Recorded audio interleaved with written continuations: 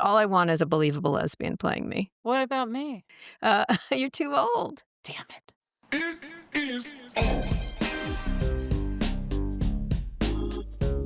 Hi, everyone. Today I'm talking with comedian Tig Notaro. Tig recently produced Come See Me in the Good Light, a powerful and unexpectedly funny documentary about spoken word poet Andrea Gibson's life after an incurable cancer diagnosis. Sounds like a bummer, but in fact it's not. It's very hopeful, joyful, and mostly funny the way Tig is. I met Tig a while ago and has seen her at various events, but I recently interviewed her as a part of a cast interview with The Morning Show, where she plays the most heinous chief of staff, and she's doing a great job at it.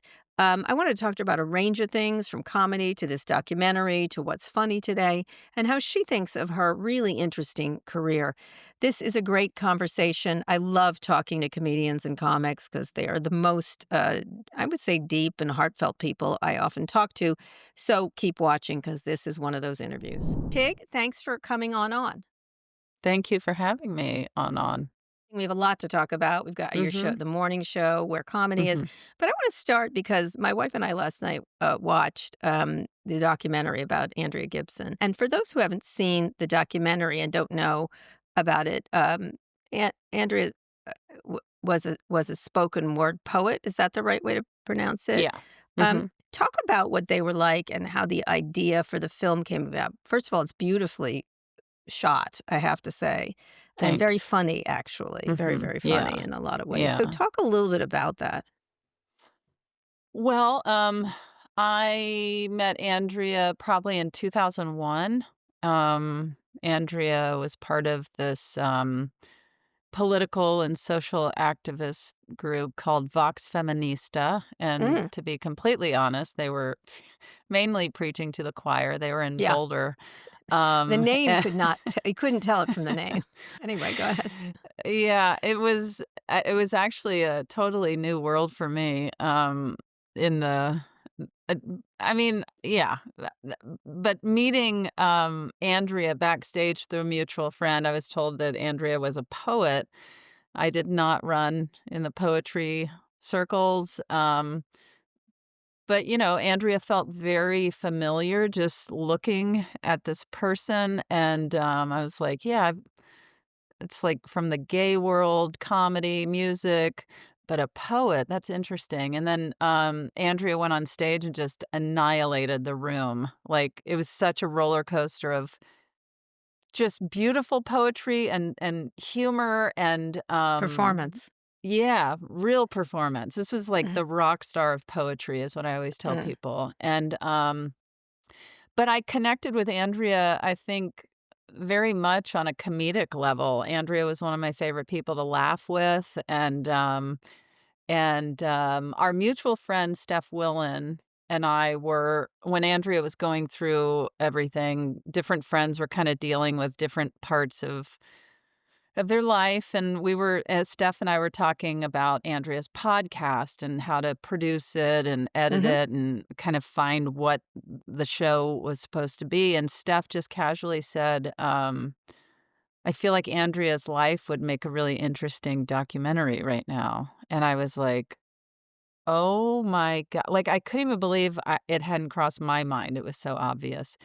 And so I worked quickly, and I that day immediately started reaching out to any and every documentarian, financier, anybody that I knew, in that space, and,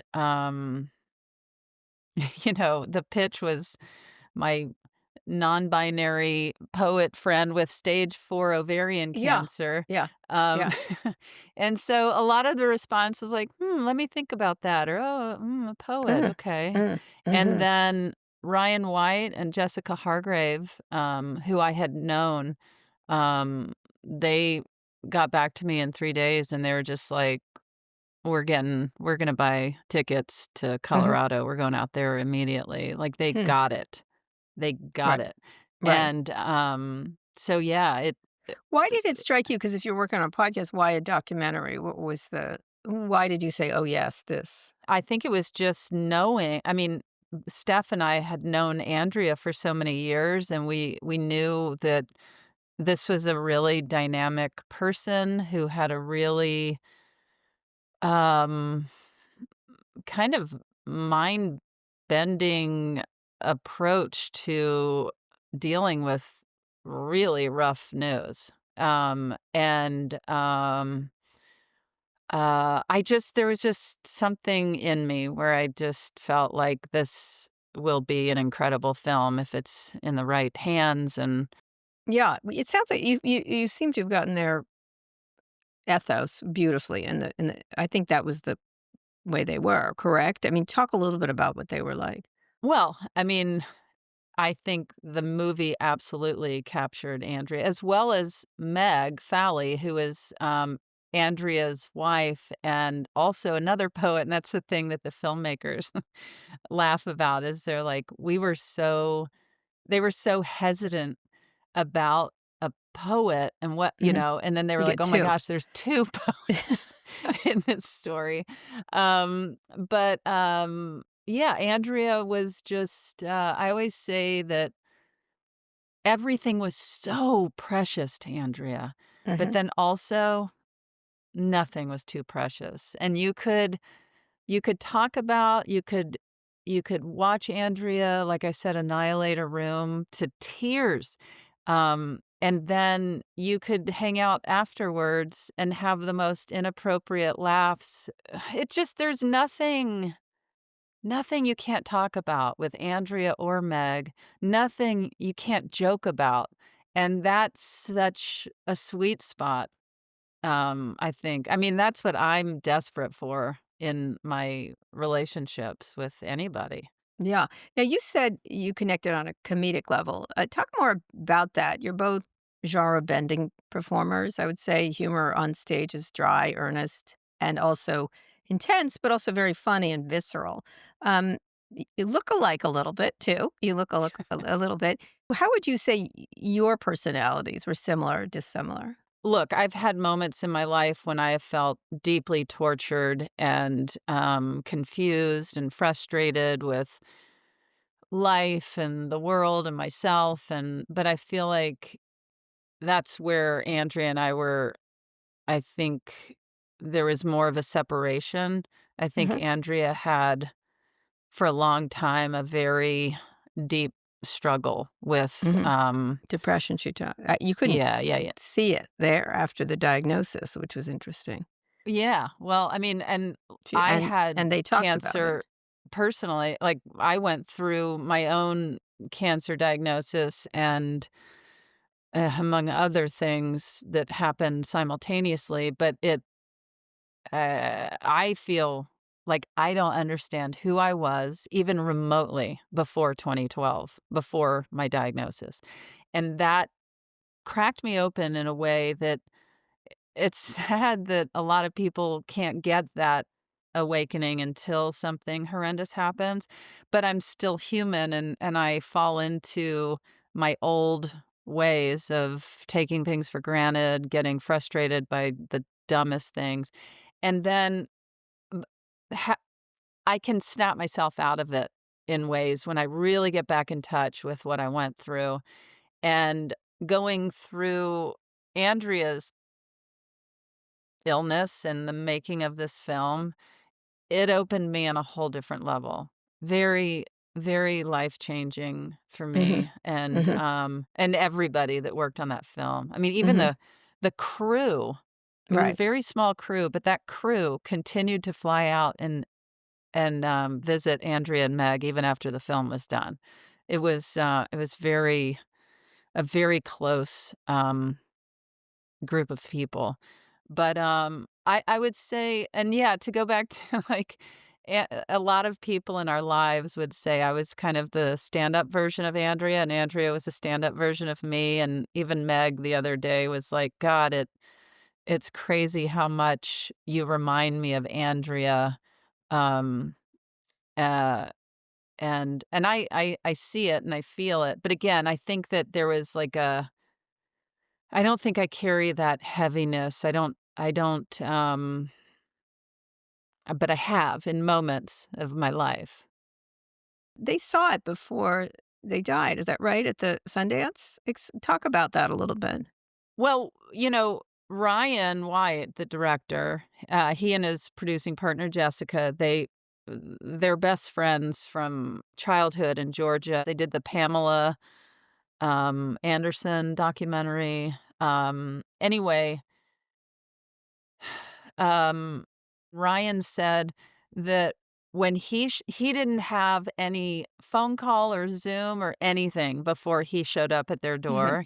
They Mhm. just knew he was coming, and Right. Jess was coming, and he said that he said Meg walked out, hugged them both so warmly, and Andrea walked out and said, "Hi, I'm Andrea. I I guess you're gonna be with me when I die. Welcome to my home."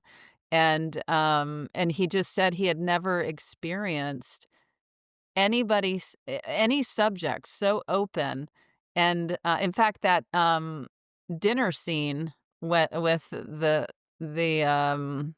very beginning of the movie, I don't know, you probably Yeah. remember, Yeah. that was the first day. It's a very funny The moment. fingering Yeah, yeah, conversation. Yes, the yes, thumbing. yes. That was the Thumbing. Well, very first it day. started with fingering and then went to thumbing, so Yeah, let's then the be truth accurate. came out.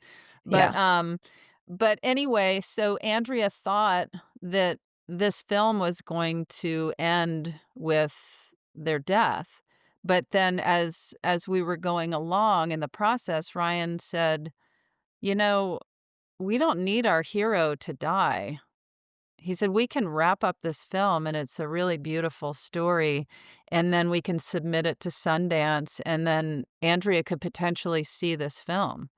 And so we did that behind Andrea and Meg's back. We wrapped it up, put an ending, which didn't end up being the ending, but a working ending.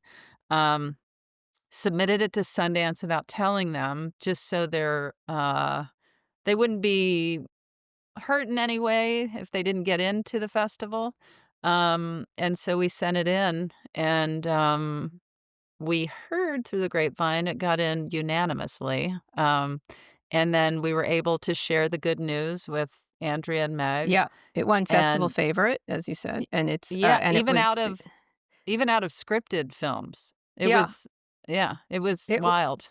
Yeah, so what was interesting at the end, I was everyone you are expecting that, the final moments, right? That's what you're expecting from it, which was kind of interesting, and then I read and then I had to look it up, and I was like, "Oh, they got to go to the film festival, that's wonderful." Right? Because that's Yeah, the death isn't really the point, is it? It was the it's life. life. Yeah, Life is the exactly. point. Andrea didn't think that they were gonna be able to make the trip out to Sundance, because at that point there was a lot of tumors in Andrea's lungs, and Andrea was struggling to breathe. But last minute, Meg and Andrea were able to drive out from Colorado to Sundance, and we all some of the producers and my wife came out. We all got an Airbnb, and I had the most atypical Sundance experience of my life. I had been maybe 4 or 5 times before, Mhm. and you're always expected to go to dinners and Yeah. parties and Mhm. events and schmoozing, and Mhm. here we were with Andrea and Meg sitting in this we were in this Airbnb having tea by the fire, and we would go out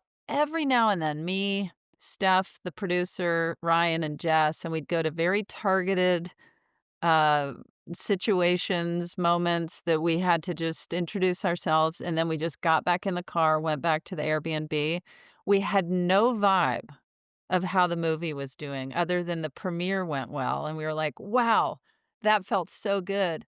And Mhm. then I get back, I mean, truly, we spent our whole Time weekend in the Airbnb. Yeah. in the Airbnb having Mhm. tea, laughing, and sitting by the fire, and then I go back. I was working in Toronto, and, um and I get all of these texts and calls, and I was so scared that it was bad Mhm. news about Andrea, and so I called my wife, and I was like, "Oh god, what do I do? I'm not I can't do this, I can't do this." And she said, Mhm. You just have to call." And I did. I called Meg and Andrea, and they were like, did you hear? And I was like, what? I was so Yeah, far expecting the in the worst. Yeah. direction. Yeah, I was Yeah. like ready to cry. I was just Yeah. like, what?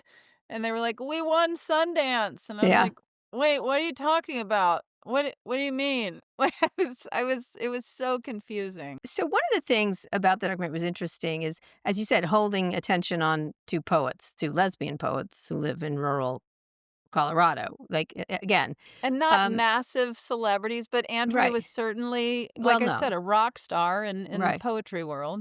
right. But you did have a lot of the producers, is what I was noticing. It was Sarah Bareilles, Brandy Carlisle, Kevin Nealon. Mhm. But it tightly Glennon focused on them. Doyle, Abby Yeah, Glennon Wambach. too. I was like, "What is going on here?" A lot of people could have been in it, right? You decided not to have that, like, people talking about Andrea. Yeah, I mean, I think y Ryan wanted to really just be a fly on the wall in their lives, and I think it is so much more compelling. It's that idea of show, don't tell. And we were showing people this life, and I there was some talk about me being at that dinner in the very beginning of the film, and I just, not that I'm the biggest, most distracting star that you could stumble upon, but I just I didn't wanna be in I wanted to very naturally, if it ever made sense, but I did not wanna be in the movie, and I wanted the attention to be on Andrea and Meg, but then the one little moment I was okay with being in was, Andrea wanted me to open Open their them. Yeah. final show, Mhm. and so I felt like that's a natural moment for me to be Sure. in Yeah. Yeah. briefly.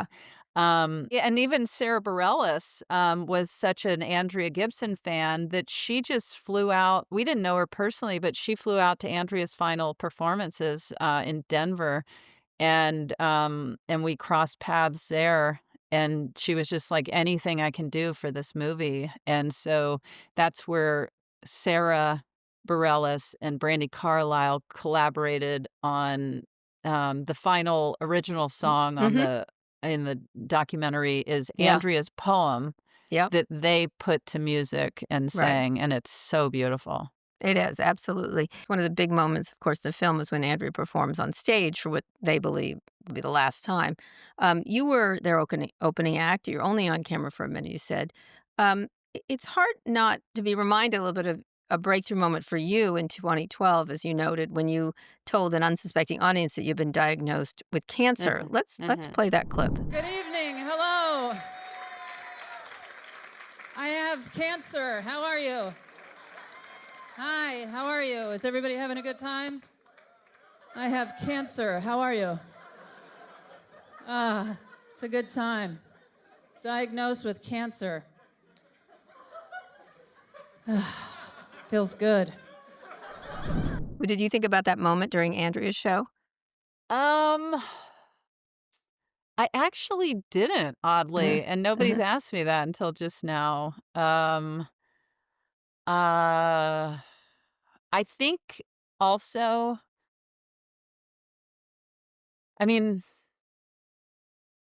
I don't know. I maybe in the deep corners of my mind I did, but I think that I'm realizing now after doing all this press for the film that I realize now I was in deep denial when Andrea was ill because Andrea seemed so okay, and because I had heard so many stories of people kind of beating the odds and living longer, living 10 to 15 Mhm. years, and I kept thinking, like, I think that's what's gonna happen with Andrea. Mhm.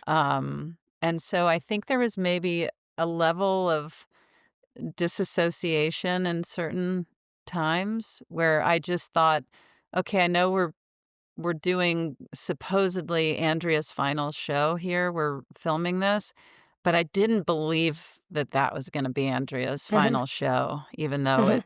very unfortunately ended up being. But the Mhm. good news is we filmed the whole thing with multiple camera angles and have edited it as a full standalone concert. Yeah, it's a great thing. Every episode, we get a question from an outside expert. Yours is from Pulitzer Prize-winning writer Geraldine Brooks, whose memoir Memorial Days is about her grief journey after the death of her husband, Tony Horwitz, who is a friend of mine also, and so is Geraldine. Have a listen. I'm Geraldine Brooks, and my question for you is, when Andrea Gibson at the end says, "I fucking loved my life,"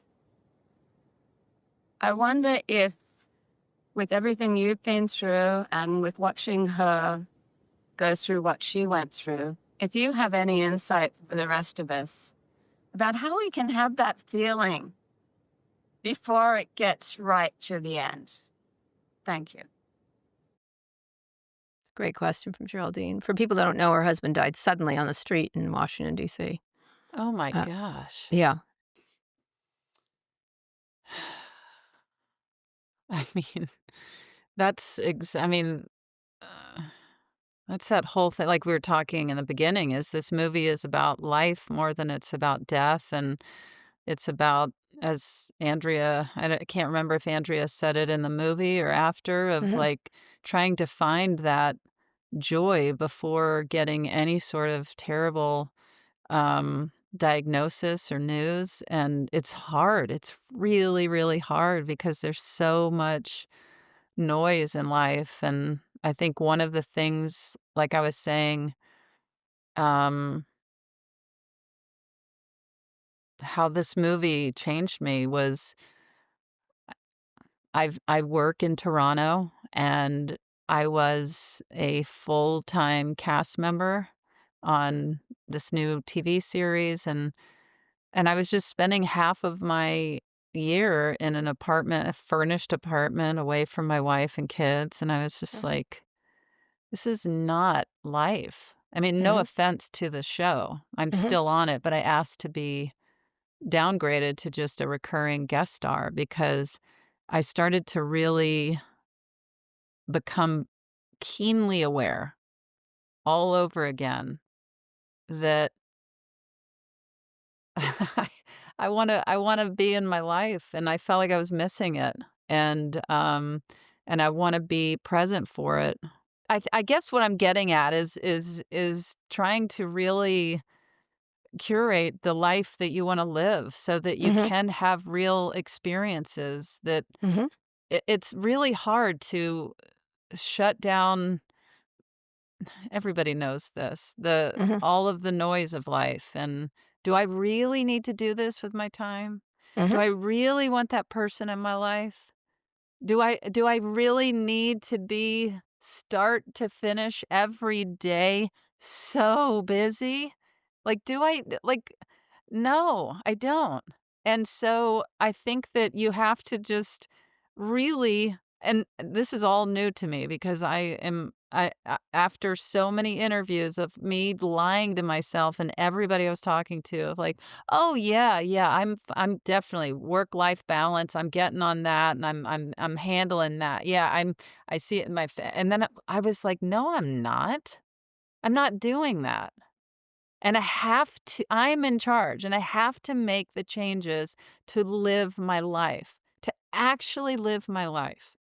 And so I'm I'm just gonna say that's a long-winded way of saying that I think you just really have to find ways to very honestly show up and experience your life. The way you want it to live it, you're right, yeah.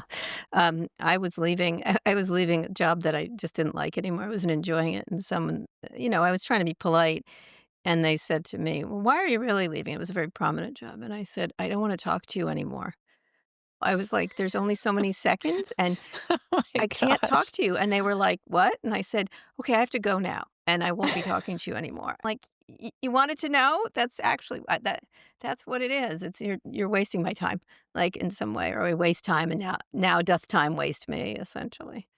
That reminds me, I so connect with that deeply because it's different but the same. When I was such a I failed 3 grades and then dropped out of high school, and I was, in school suspension one day, and I was, like, basically 73 years old. I was supposed to be out of school long ago, and I'm sitting there in school suspension because I was tardy a million times. I didn't turn in my schoolwork. So I'm sitting in there, and when you get assigned a day of in-school suspension, Mhm. you have to finish that out, but also they deliver your classwork and you need to finish that. And if you don't finish that, then they just add more days to in-school suspension. Mhm. And I was sitting there going, well, I never do my work in the first place. Why would I do it in here? I don't Mm. know who they think is going to be doing these stacks of Mhm. assignments. And I just thought, I know in my gut, in my soul, that this is not my world. And I Mhm. got up from my desk and I just started walking to leave. And Mhm. the gym coach that was, Yeah, it's always a gym assigned, coach. it's always a gym coach that was Yeah. assigned to like make sure that we all ended up alive by the end of the day. And that was the only Mhm. contribution. He got in front of the door. He's like, whoa, whoa, whoa, where do you think you're going? I said, oh, I'm heading home. And he was like, "Oh, no, you're not." And I said, "No, I actually am. I quit. I'm done. I'm Yeah. just gonna head home now." Yeah. And he was so baffled, but he had to just kind of Yeah. get out of my way and let me Yeah. go. And I was like, "Oh my gosh, I can do it. I'm I can do and that. I, you know, and Yeah. that it There we just have it the story. This is the story. Absolutely. One of the things that was interesting with Andrea, she wrote a lot about death and grief before they were sick. And there's a line in one of her poems, "Every time I ever said I wanted to die." And by the way, you use the poetry beautifully it's hard to do that, but you did it perfectly. And it goes, "Sometimes grief is the fastest route to truth." I could show you where the lakes on this planet are buried, how you do not need light years to reach them. The dark years work too, sometimes better. Sometimes grief is the fastest route to truth. Now, you've lost your mother, your father, your stepfather, and you said that you felt grief differently than in Andrea's death, or you let yourself feel it. Can you talk about that? Do you think having kids changed things for you? What you were just talking about, like this idea that I don't have time for this shit kind of thing. I suppose that's the headline version of it. I don't know, probably it's mixed in there because I have kids, but I would say more so than anything, it was so every death. I've been at 4 end of life death or bedsides. My mother, my stepfather, my cousin, and then Andrea's. Hmm. And the Andrea wanted to die at home surrounded by loved ones. Hmm. And boy, did they. And my mother, my stepfather, and my cousin all died in hospital beds, surrounded by just a sterile environment. There was something very medical, sterile about those deaths. Hmm. But this experience was so I mean, Andrea's home, Andrea and Meg, their home was filled with Andrea's closest friends and ex-girlfriends and That parents was a and funny part of the thing. yeah. I I know that mean, feeling.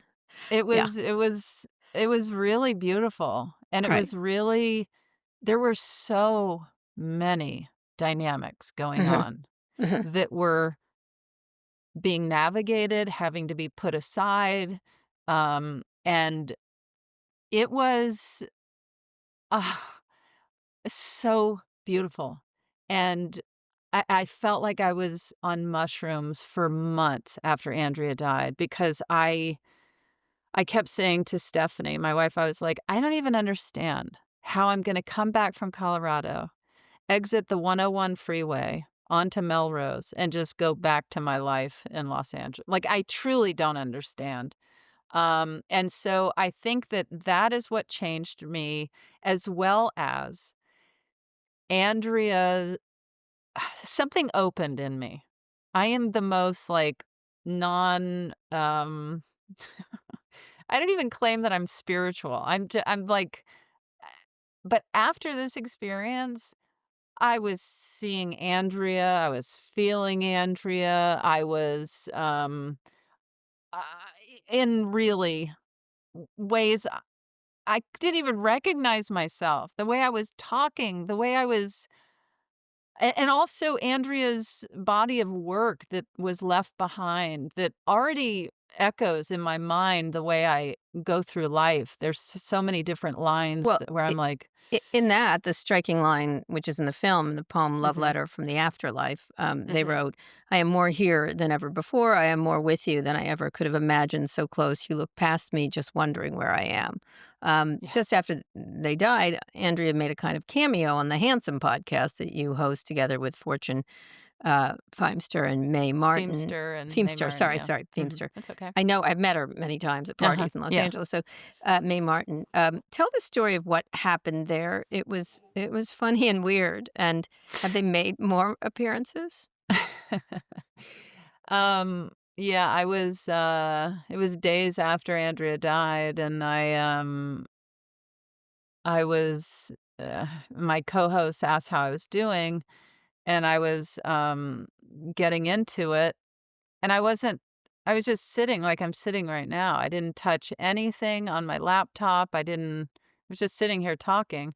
And then all of a sudden I heard myself doing stand up and material I didn't even recognize, but I was like, "Hold on, guys, do you hear what's happening?"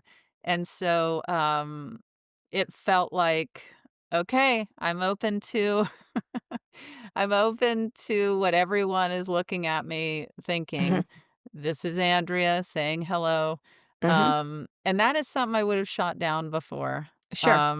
And one of my favorite stories on this topic is my wife was in London filming a movie, and I flew out there with our sons and my mother-in-law, and we were all out visiting. And the first morning we woke up, Stephanie's at work, and I take our sons into the little village nearby to go look around. And there is just a man standing in the middle of the village area, singing at the top of his lungs, "Looks Like We Made It," that Oh, wow. Yeah. Shania Twain song, Yeah. uh, Great song. and which is a great song, and it's in the documentary as Yeah. um, Andrea and Meg's song. Yeah. And I had just, when I left LA, I had just left Meg, who was staying with us Hmm. for a screening in Los Angeles. And we had talked about this project we were going to work on. And let's not jump to any decisions. Let's just sit on it. And then I flew off to London, and then she went back to Colorado. And so I walk into town, this guy's singing their song. And I told my sons, I was like, guys, this is Andrea and Meg's song. And Hmm. I filmed the back of their heads just Hmm. watching this man sing it. Like they understood the Hmm. beautiful moment we were witnessing. Hmm. So I was like, wow, that was wild. And I sent that to Meg, and she said, "Oh my gosh, I'm weeping." And the next day we go for high tea. Stephanie's off work. We meet up with her and her mother, and we're all sitting at this cafe. And this woman with this gigantic harp comes and plops it down behind us, and we're like, we kinda look at each other like, "Oh boy." This the there's a gigantic I love a harp. harp. I would be Yeah, thrilled, but go ahead. I love a harp, but All this right. it's like, how is our tea gonna go? You know, we have a harp that's like 2 stories high Yeah. sitting behind us, and so we were all just looking at each other kind of Okay. laughing like Okay. this is gonna be a funny tea. Uh-huh. The first song she That's starts playing was Shania Twain, oh my god. Wow, and what's with this village in Shania Twain? I would this was a different area of town, Yeah. and then I'm looking, and I said to Max and Finn, my sons, I said, "Do you recognize this song?" Yeah. And they said I have it on video too, they Yeah. were just dumbfounded. They said, Yeah. "This is Andrea Meg's song." And I Yeah. said, "Yes, it Yeah. is." So Well, I send that to Meg too, and she yeah. said, "Well, it looks like Andrea followed your family to London and is Yeah. giving us the okay to do our project together. Oh, wow. That's funny. Wow. But it It looks like was, we made it.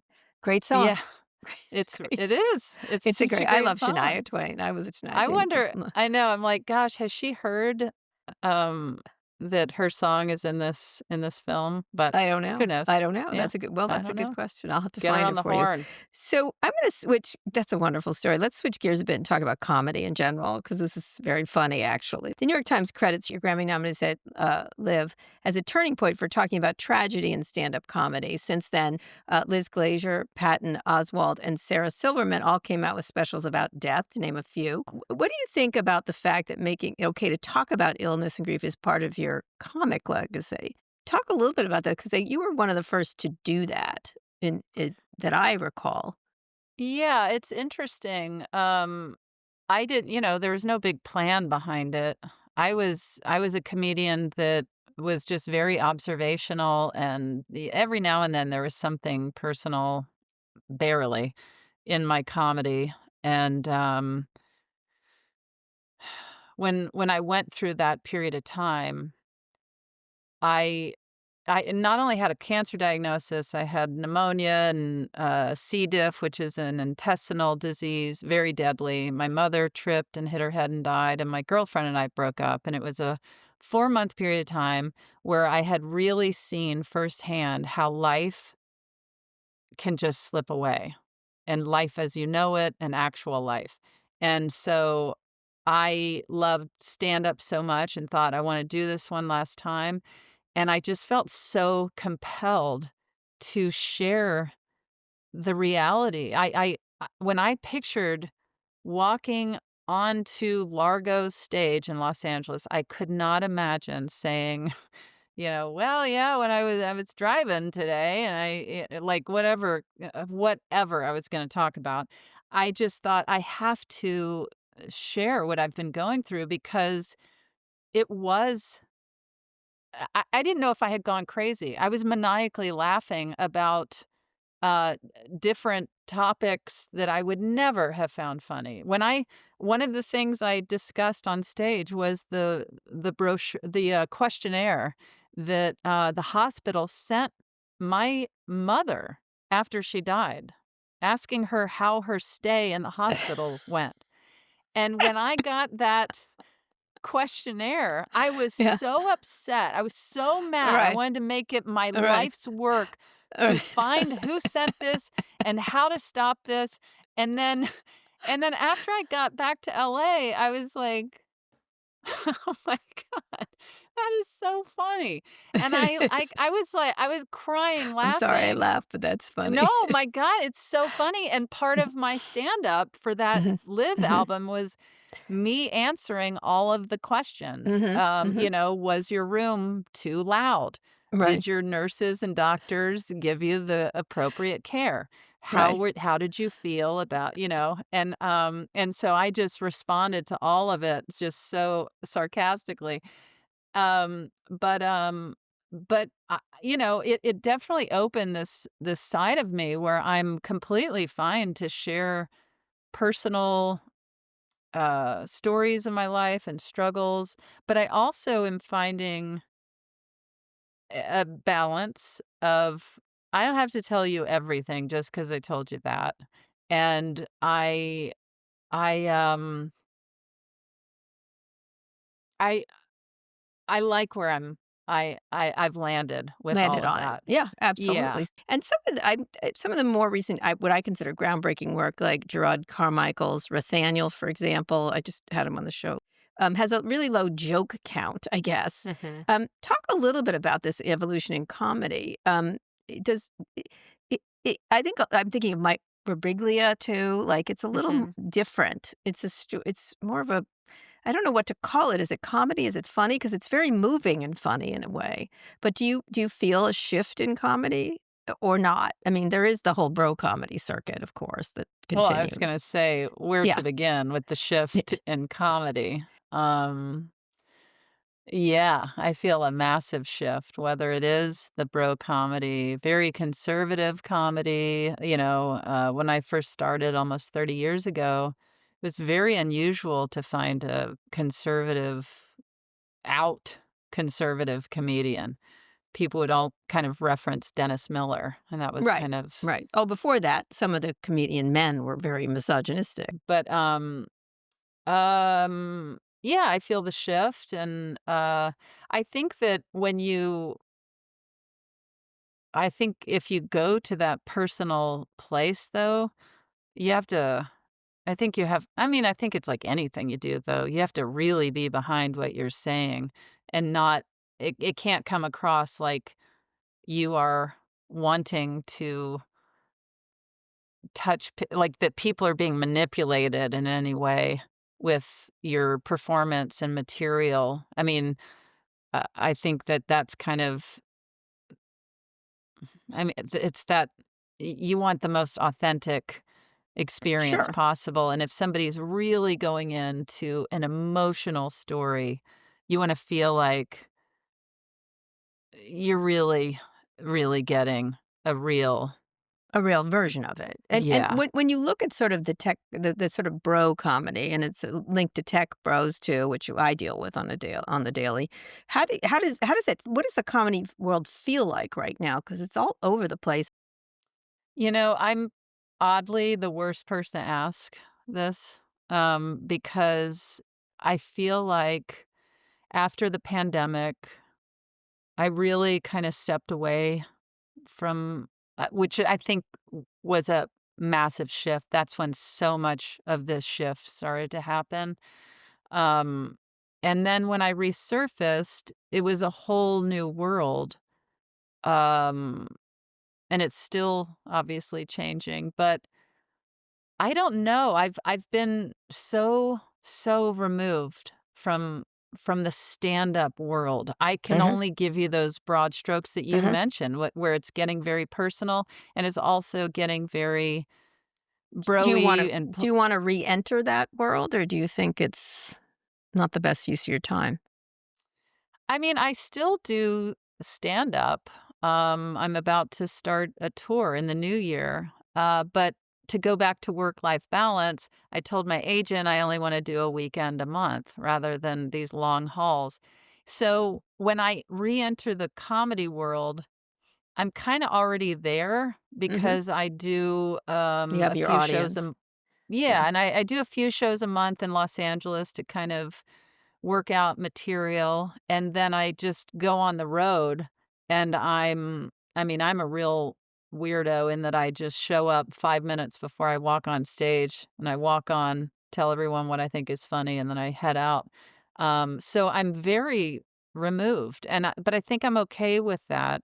I'm 54, I've got a family I enjoy being with, and, it's just not it's so different. I'm so different. A lot of people feel, though, that comedy is both under siege and critical during the time we're living in right now. And obviously, you communicate it through the podcast that you have with May and Fortune. What do you think is the most? Do you think it's your job to get those? I mean, I'm curious what you think you're doing with that podcast. My wife loves it, by the way. It's her favorite podcast, not mine. What I'm Yours. doing with Handsome? Yeah. Like, how do you Well, think is the best way to communicate? we're not deeply p I think just us as people, it's political, but, I personally my whole before I started that podcast, I had a podcast with Cheryl Hines Mhm. about Oh, yes. documentaries, Yes. and, once, her husband ran for president, I just I I said, I need to this isn't really my world," and we were doing such a stupid show together, like, just so silly, that it just felt not great timing with what was happening. So I stepped away, and I wanted to go towards joy and lightness. Like, I just really, really needed that, and so that's really what I wanted to do, and I wanted to, um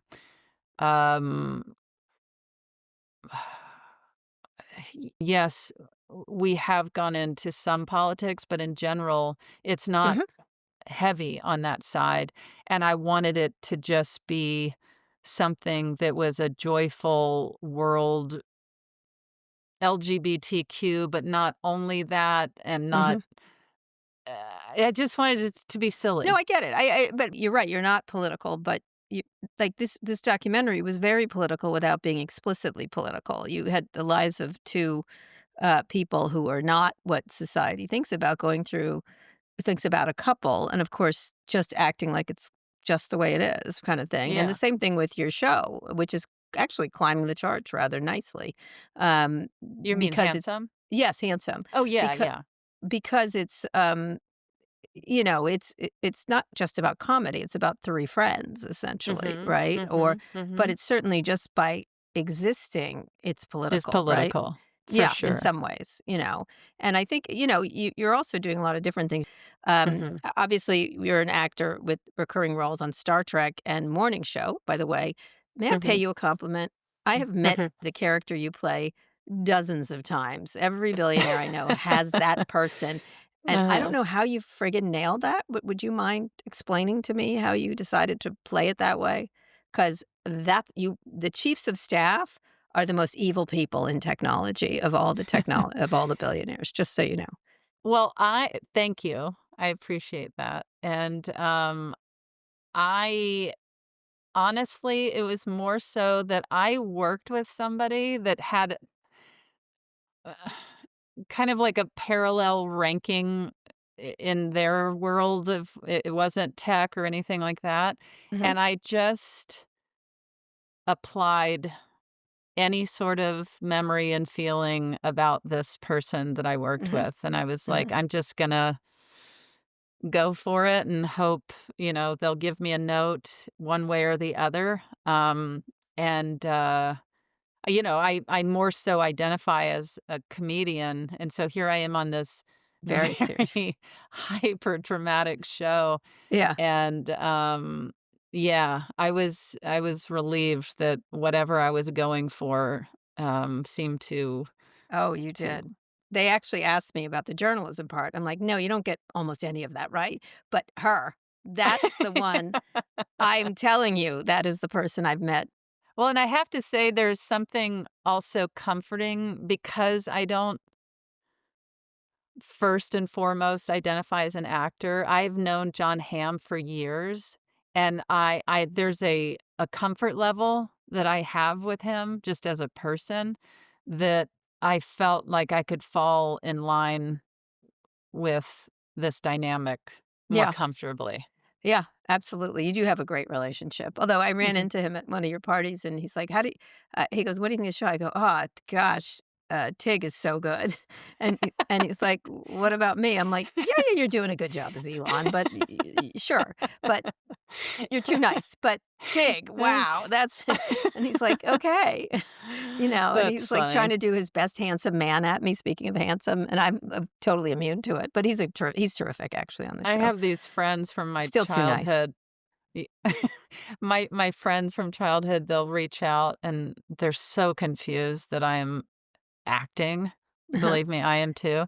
But, Yeah, they'll be like, "I'm sitting here on my couch in Texas yeah, watching you on screen with John Hamm," and I'm like, yeah. "How the hell did this happen?" So how the hell did this happen? I have just a few more questions. Of all the things you do career-wise right now, what would you like, speaking of controlling your life, what would you like to do more of? What would you like to do that you haven't done yet? And if you could do one thing, which of the one things, and what would you like, no more of this? No, I'm done with this particular part of my life.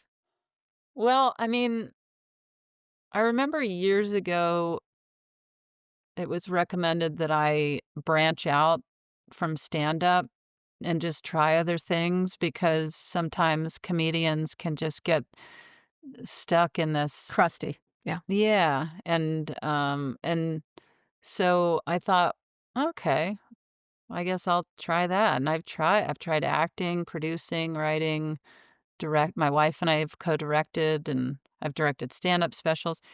I think that I'm not I'm not good at talking to a lot of people and dealing with a lot of people. I like to just do what I do and be done with the day. And so I think I'll always do some amount of stand up. But I really, really loved producing this documentary. And it was such a compartmentalized joy because obviously my friend was dying, but the process and the people involved that really were so focused on making this about love and positivity. And you probably know this well too, that there's always a weirdo rattling around in some sort of Mm-hmm. project, or Yeah. there wasn't in this. Mm-hmm. And I just love, I mean, really basic stuff. I just love feeling good and feeling good about what I'm Mm-hmm. doing and who I'm surrounded with. Half of the shows I work on, like TV shows, I'm kind of more, I love connecting with people between Mm-hmm. scenes. Mm-hmm. I love it. I love it Mm-hmm. so much. Mm-hmm. So I think anything I do, I just want to maintain the life I have. I don't Mm-hmm. need to own the world or Hollywood. That doesn't drive me. I want to maintain this tremendous life that I have. And I want to, I just really, I know people say this, but I really am putting it into action of like wanting to be surrounded by good and Mm-hmm. good people and whatever that brings. Mm-hmm. I get it. I can be talked into Mm-hmm. directing again. I don't want to direct, but I'm open. If it's a good vibe, I'm in. Mm-hmm. So it sounds like the documentary certainly had an impact in that way of creating documentaries. Oh my gosh. Oh my gosh. It was and everybody that worked on it walked away Mm-hmm. with the same feeling of, I mean, Mm-hmm. just even as I told you, the crew Mm-hmm. continued to fly Yeah. out to Yeah. rural Colorado to Well, visit these people. these were And compelling people. yeah, of course. But it was like, I sat in an Airbnb. I wanted to just be with these people by the fire. That's what I'm looking for. I want that Well, you're kind talking of about like, collaboration. You're talking about real collaboration as oh my opposed God, to. I love collaboration so much. I love being surrounded by people that Mm-hmm. have, I guess because I'm a failure dropout, I'm so Mm-hmm. used to not having No, you didn't information. drop out. You walked out. Try to read. Okay. Don't retell the story. Drop out is Okay. different than what you Yes, fucking. I You walked got out. up and you I said, took control. I "Enough. walked out. I'll see you Mm-hmm. later. Goodbye." Yes. Yeah. Yes. Let me ask you my last question. You and your wife. By the way, I heard you called me a power lesbian on your handsome show, according to my wife. Yes. You This is are. accurate. It's true. It's Yes. absolute. It's Yes. 100 Yeah. fucking. I'm a power person. Yes. I would say we can go beyond lesbian, but lesbian is good because it scares white men. So you and your wife, Stephanie, are creative collaborators. I heard Yeah. you were working on an all-lesbian action film. Um, Mm-hmm. can you explain this to me? Or is there Well, another idea you're working on? the writer director, Zack Snyder, he was making this movie called Army of the Dead, and one of his actors got in trouble for sexual assault, harassment, all of that. And then he said he was sitting in the editing bay and he was like, I can't release this movie with this guy now. And he had already finished editing it, and then he called me. He erased that guy, that actor, and then had me shoot an entire action film alone on a green screen. Okay. And so I'm filming this movie for a few weeks with just me and Zach on a green Uh-huh. screen. Uh-huh. And I was thinking, I'm sure this is a massive international cast. I'm sure I'm just Uh-huh. going to be this small role that Uh-huh. nobody's going to notice me. That's my Uh-huh. self-esteem there. And but also people were so kind of classically hot. And Uh-huh. anyway, so we finished the movie, it goes out, and then I go viral for being sexy in this film. Oh, okay. And it was so unexpected. I was I was like, wait, my phone's Why? exploding. Right. I don't know. I'm not walking around going, oh my God, check me out. Maybe you should. But when this happened, and truly when the trailer for this movie came out, and my phone, I was like, what is happening? What? I was so confused. Okay, And now I have to go then, watch it. yeah. And so I called Zach and I said, it's really interesting to be the person that is getting this attention with all of these Mhm. like hot Mhm. actors. Mhm.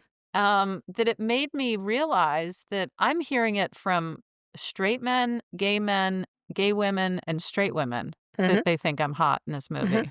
Mhm. What if we just went for it and Yeah. everyone's a hot Yeah. lesbian Yeah. and just and I love it. yeah, and he Yeah. was like, "Oh my God. Yes. Mhm. Let's make that movie." And so who knows? It's a Hollywood project. We're in the process of putting the script together. Yeah. And I I, like I it. would I mean, listen, I this is picture this poster. Okay. We have the name of the film, and Yeah. then it says hot lesbian action. Come on. That's how I sold him on a Everybody. Zoom. Everybody. Yeah. Everybody. Who Yeah. wouldn't like it? You know Who what? Come on. I don't know what else to say. I think it sells itself. Absolutely. But Everybody would go see every the movie with hot everybody lesbian would action. go. Yes. I like it. I'm sold. I'm there. Do you have a name for the film? As of Hot lesbian now, action right now. well, no, as of now, the movie is called Deviants. Oh, okay. Yeah. Okay. Mhm. All right. Takes Well, I'm place back in the in some old-timey days, like right. some Right. So a little closeted bit of old deviants. guard in there. I actually, I think that's a fantastic idea. I think it's an amazing idea. They're Thank you. making the TV show of my book, Burn Book, and Oh. and they said, what do you need for this? The production company, one of the people working on it is LGBTQ+, and I said, all I want is a believable lesbian playing me. That's all I have to do. It's a believable lesbian. What about Hopefully, me? you're too old. You're too. I'm old. It has to be a 30-year-old. It has to be someone who's Damn 30 it. who's just I'll getting. dye my hair. Yeah, yeah, you will? No, you're too old. I'm too old. Like, all these people are too. We need You're a too old to 30-year-old. play you. I Yeah. am too old to play me, so I can't do it. Okay. Anyway, this has been a delight. Tig, thank you so much. Come see me in The Good Light is streaming on Apple TV and showing in select theaters. I cannot recommend it enough. It is heartfelt, joyful, and sad, but also incredibly funny, which is the best part of it. Yeah. Well, thank you so much for Thank having you. me. Today's show was produced by Christian Castro-Russell, Kateri Yoakum, Michelle Alloy, Megan Burney, and Kaylin Lynch. Nishat Kurwa is Vox Media's executive producer of podcasts. Special thanks to Catherine Barner and Eamon Whalen. Our theme music is by Trackademics. If you're already following this show, you can't wait for hot lesbian action. If not, a harpist is not playing your song. Thanks for watching. See you on Thursday.